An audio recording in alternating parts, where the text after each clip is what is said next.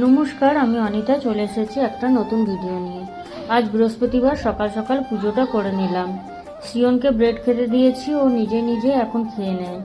2 দিন ধোসা দিলাম ব্রেকফাস্টে, সেটাও নিজে নিজে খেয়েছে। আমার বড় ছেলে 2.5 বছর থেকে নিজের হাতে রুটি তরকারিও খেত, শুধু ভাতটা খাইয়ে দিতে হতো।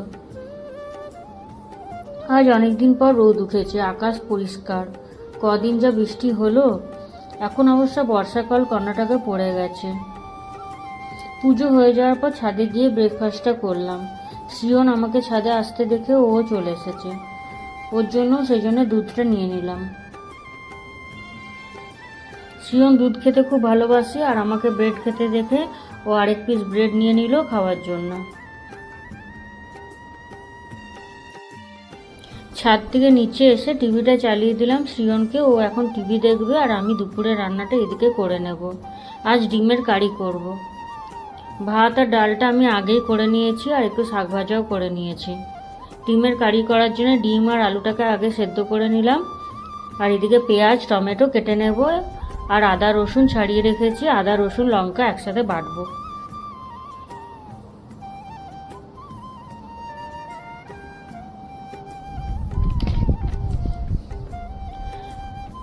মশলাটা বাটার পর কড়াইয়ে তেল দিয়ে ডিমটা আর আলুটা ভালো করে একটু হালকা নুন হলুদ দিয়ে ভেজে নেব।